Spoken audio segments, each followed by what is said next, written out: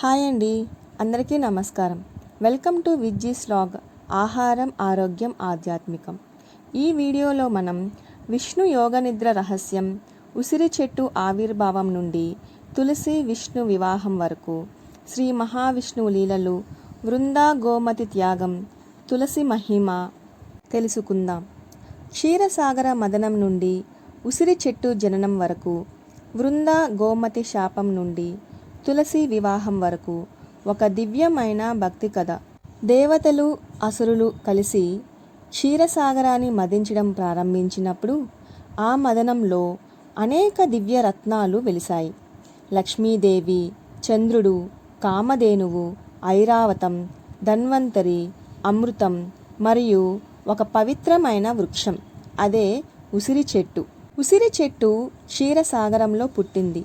దానిలో విష్ణు స్వయంగా నివసిస్తాడు అని దేవతలు చెప్పారు, పురాణాలు చెప్తున్నాయి. అందుకే ఆ చెట్టు నీడలో పూజలు చేస్తే దివ్య ఫలితాలు లభిస్తాయని పురాణాలు చెబుతున్నాయి. ప్రతి సంవత్సరం ఆషాఢ శుద్ధ ఏకాదశి రోజున విష్ణుదేవుడు క్షీరసాగరంలో ఆదిశేషునిపై యోగ నిద్రలోకి ప్రవేశిస్తాడు. యోగ నిద్రలో ధ్యానం చేస్తూ ప్రపంచాన్ని, సృష్టిని రక్షిస్తూ ఉంటాడు. తిరిగి 4 నెలల తర్వాత కార్తీక మాసం శుక్ల ఏకాదశి నాడు యోగ నిద్ర నుంచి మేల్కొంటాడు. భక్తులందరూ ఆ రోజు ఉపవాసాలు ఉండి భక్తి శ్రద్ధలతోటి మహావిష్ణువుని పూజిస్తారు. అందుకే ఈ ఏకాదశిని ఉద్దాన ఏకాదశి లేక ప్రబోధిని ఏకాదశి అని కూడా పిలుస్తారు.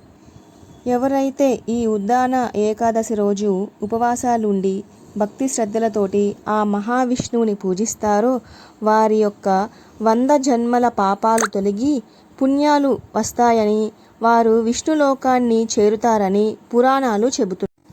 కొన్ని పురాణాల ప్రకారము తులసీదేవి ఆవిర్భావము పూర్వం వృందాదేవి అనే గంధర్వ కన్య ఉండేది.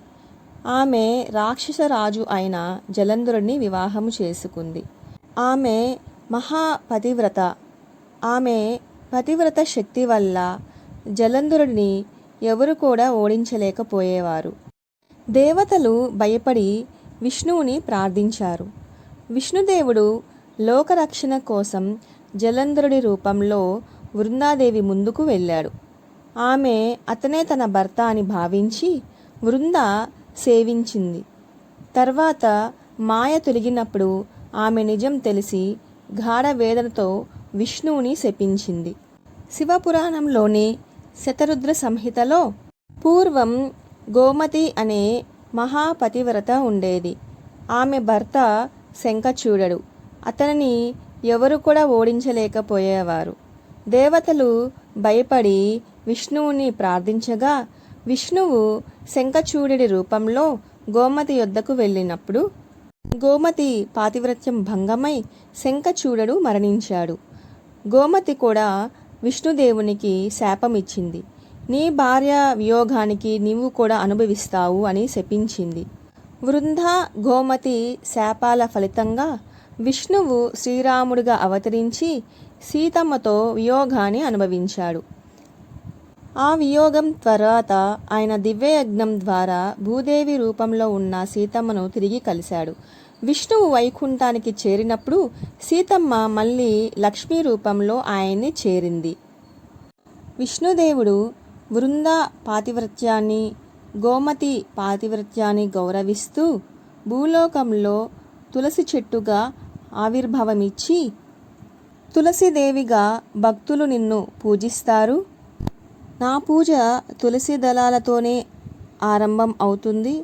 తులసి దళం లేని పూజ అసంపూర్ణం అని వారిని దీవించి కార్తీక మాసం శుక్ల ఏకాదశి అంటే ఉద్దాన ఏకాదశి మరుసటి రోజు ద్వాదశి అయిన క్షీరాబ్ది ద్వాదశి తులసి వివాహం జరుగుతుందని పురాణాలు చెబుతున్నాయి.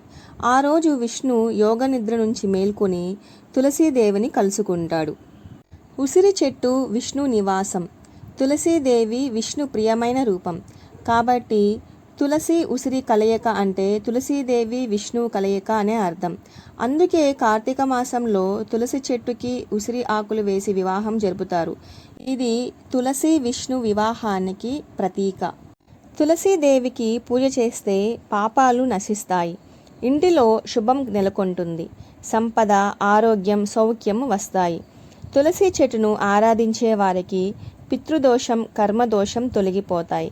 తులసి వివాహం చేసిన ఇంట్లో సమృద్ధి, శాంతి, దాంపత్య సౌఖ్యం స్థిరపడతాయి. మనకు ఈ తులసి కథ, వృందగాథ, శంఖచూడుడు గోమతి చరిత్ర ఇవన్నీ ఒకటే సత్యం చెబుతున్నాయి.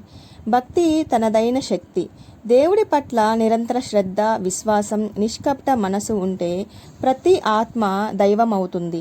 వృందాదేవి పతివ్రత ధర్మంతో తన పతికి అమృత బలాన్ని ఇచ్చింది. గోమతిదేవి భర్త కోసం సర్వదేహం త్యాగం చేసింది.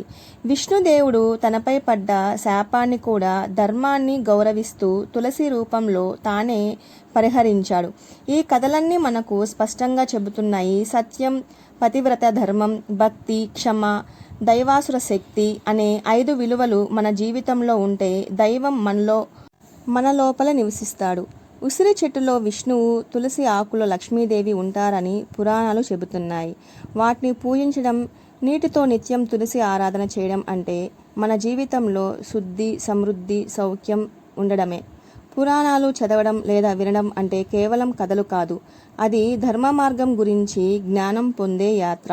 పురాణాలు మన మనసును పవిత్రం చేస్తాయి, పాపములను క్షమించి మార్గము చూపిస్తాయి, జీవితంలో కష్టాలు ఎదురైనప్పుడు ధైర్యాన్ని ఇస్తాయి.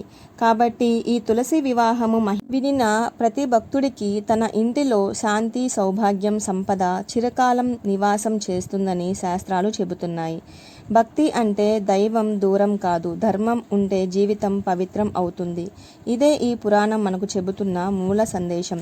భక్తితో జీవించు, ధర్మంతో నడుచు, దైవంతో లీనమవ్వు. ఈ తులసి వివాహ మహిమ, విష్ణు యోగనిద్ర రహస్యం, వృంద గోమతి పతివ్రత శక్తి కథ మనకు భక్తి, ధర్మం, నిజమైన ప్రేమ ఎంతో పవిత్రమో గుర్తు చేస్తాయి.